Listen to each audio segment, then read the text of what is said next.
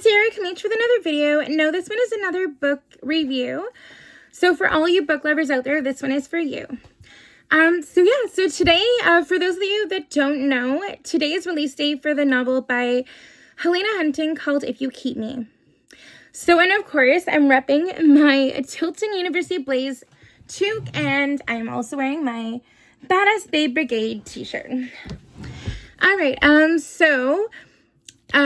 this novel is the last novel in the Toronto Terror series. And so in a way, it was like, I'm excited for this book and for you to all read it. But at the same time, it's also kind of bittersweet because it's like closing a chapter on this world of characters. They will be, some of these characters will be, of course, written about, and you'll read about them in later books. Now, for those of you that maybe haven't read the earlier books in the Toronto Terror series, Tallulah Tally Vanderzee, she was actually an intern at the Toronto Terror. And so as well, Philip, Flip, Madden, and Tally, they're about 9 years apart in age.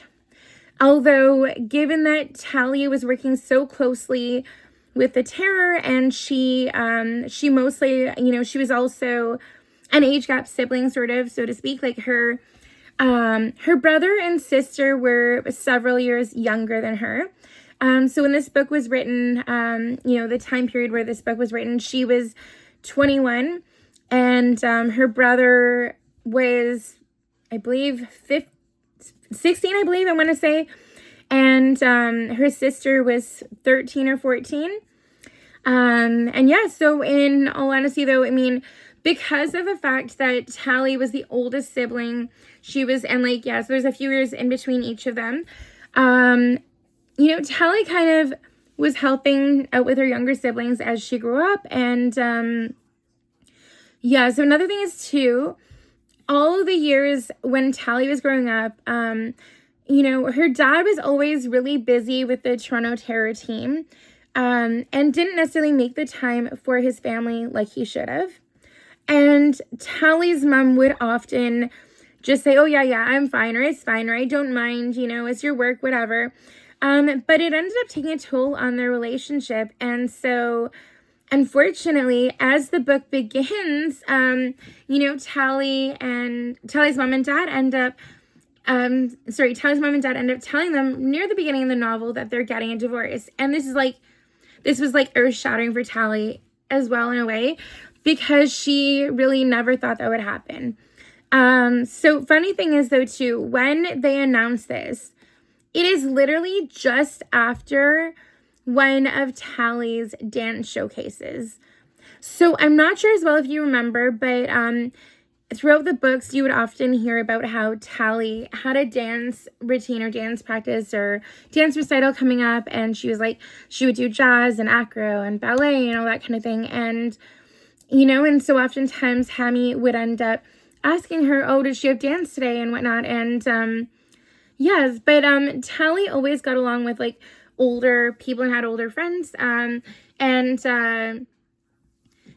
She did definitely have a decent amount of friends, that were closer to her age at college. However, she really easily, just slid into the relationships with older people, and she was just a bit more, she was a bit more mature for her age and handled things differently. And of course, being the oldest kid in your family is going to do that, where, you would have accepted responsibilities and helped out with your mom more than you necessarily would have had to if you're closer in age to your siblings.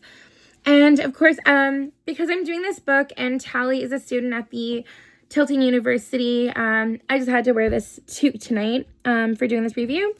So again, as I said, this book in hardcover and softcover, the actual physical novel, was released today. Now, however, the audiobook is, I believe, let me just double check, but I think it's being released in a few days from now. If you're interested, the voice actors for this book are CJ Bloom and let me just double check the other one here. Sorry, hold on. Yeah, Lee Daniels and CJ Bloom are the voice actors in this one. So if you also had maybe listened to the audiobook for If You Claim Me, which was Dread, like Mildred and Connor's story, the voice actors for that one were Kat Ogden and Jason Clark. Yeah, so honestly though, I actually did listen to both the ALC, and I also read the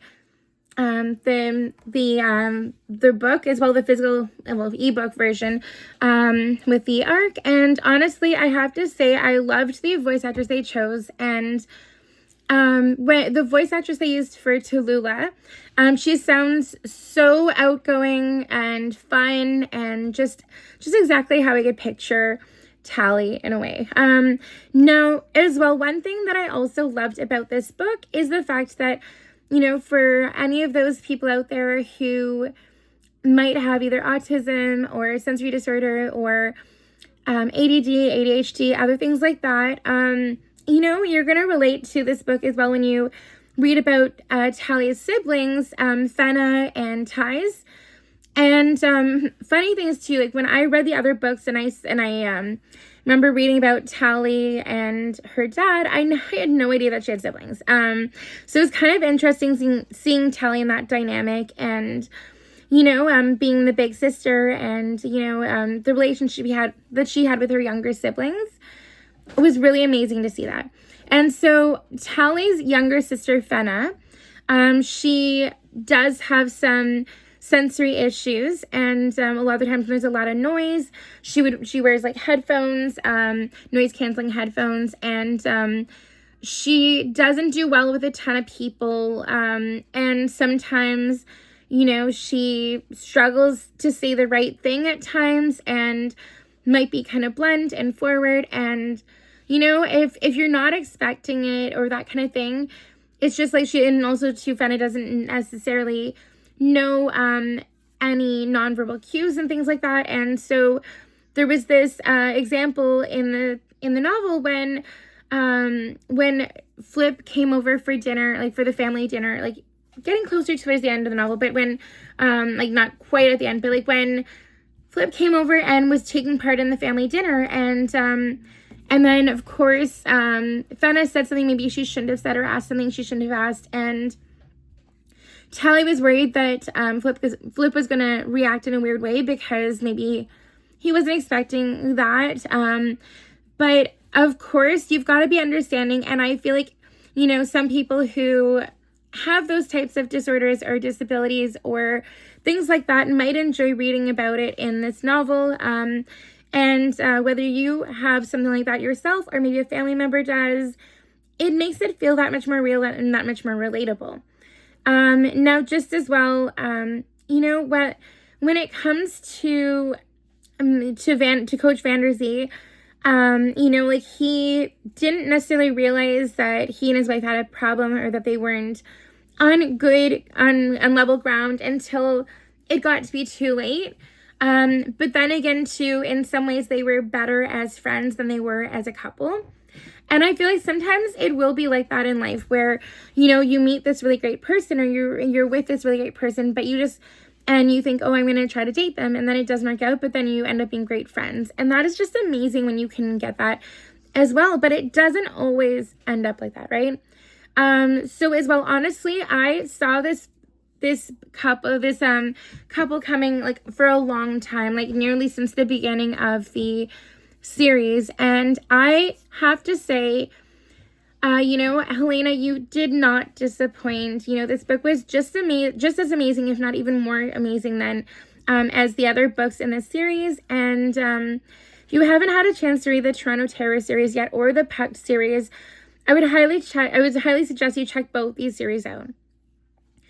So yeah, and also too, one thing I also loved in this novel, the book If You Keep Me, is that there was like a little cameo or Easter egg of the book A Love Catastrophe, and I loved seeing that character, Kitty Hart, mentioned again, and that was amazing.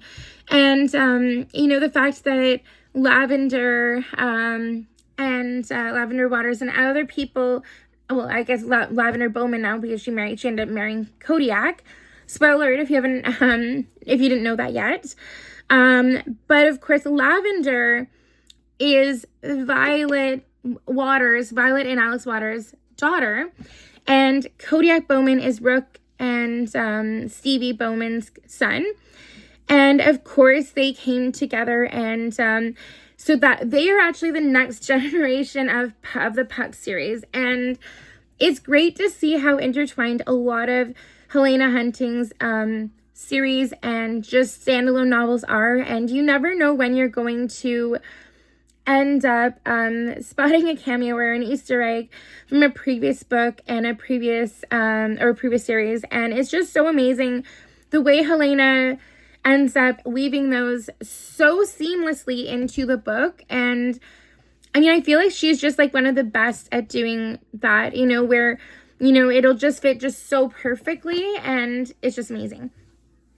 So yeah, so for those of you that don't know, that they're also towards the end of the novel, they also set up, they set it up for another couple of characters that they might be writing a book about, and that Helena might be writing a book about in the future. I don't want to spoil it for you right now, but if you get to the end of the novel and the sneak peek, you'll know who I'm talking about.